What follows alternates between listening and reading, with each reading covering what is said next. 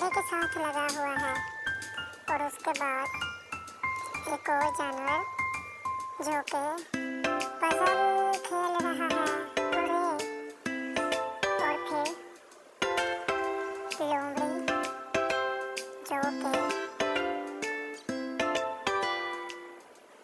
बजा रही है। और उसके बाद एक और जानवर जो कि बीज अपने मुंह से बाहर निकाल रहा है। और ये जानवर सारे अपने अपने शौक बताते हैं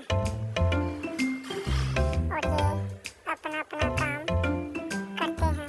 अगर आपको ये वीडियो अच्छी लगी है तो वीडियो को लाइक और हमारे चैनल को सब्सक्राइब कीजिएगा।